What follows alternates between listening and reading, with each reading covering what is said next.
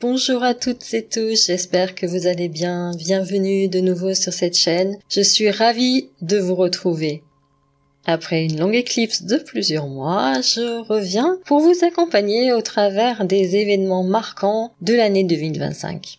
En effet, plusieurs événements astrologiques majeurs auront lieu en 2025. Nous commencerons avec le changement d'axe des nœuds lunaires de Bélier à Balance à Poisson Vierge au mois de janvier jusqu'en août 2026.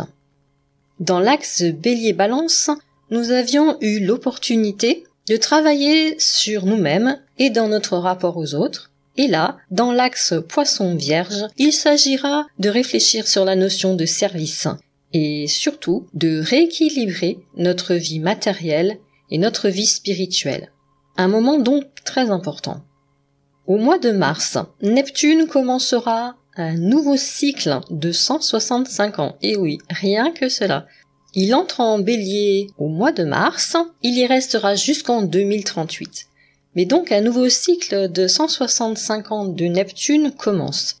Il s'agit donc de voir quel impact cela peut avoir sur notre propre existence. Et forcément, Neptune étant une planète de révolution lente, c'est un moment vraiment exceptionnel.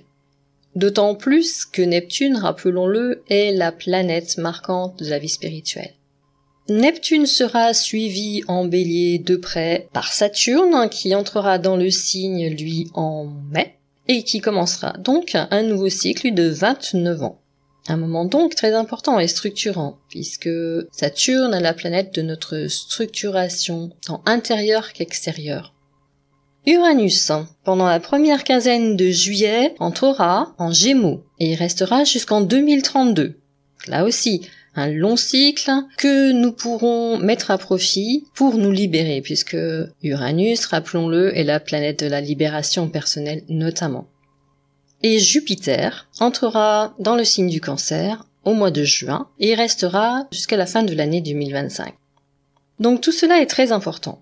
Toutes ces planètes feront une première incursion dans leur nouveau signe, puis reviendront en arrière et pour la plupart reviendront donc dans le signe précédent, ce qui nous permettra d'avoir une période d'ajustement. Mais qui dit période d'ajustement dit que c'est peut-être un moment où il risque d'y avoir du changement, il risque d'y avoir pas mal d'événements qui peuvent survenir, mais surtout, on peut sentir en soi une forme d'instabilité créatrice.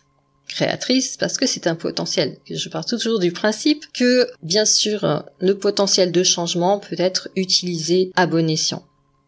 Donc les planètes feront des allers-retours entre le signe précédent et le nouveau signe toute cette année 2025. Il est intéressant de voir comment utiliser pleinement le potentiel de ces démarrages de nouveaux cycles par rapport à notre thème natal. Ce qui m'a donné l'idée de vous proposer un nouveau travail ensemble. Jusqu'à présent, je proposais uniquement les études de thème natal, les études de révolution solaire chaque année, et bien sûr, je parlais des cycles. À chaque fois que j'étudie une révolution solaire ou le thème natal d'une personne pour la première fois, je lui parle des cycles actuellement en cours, des cycles planétaires en cours sur son thème. Là, ce que je vous propose est un peu différent.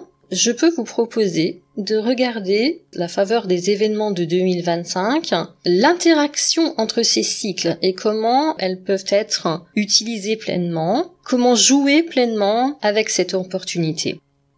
Donc c'était la première chose que je voulais vous dire. Et donc sinon, je reviendrai maintenant beaucoup plus régulièrement pour faire un point sur ces événements astrologiques tout au long de l'année 2025. Et je vous donne déjà rendez-vous à la fin de l'année pour vous parler du changement d'axe des nœuds lunaires.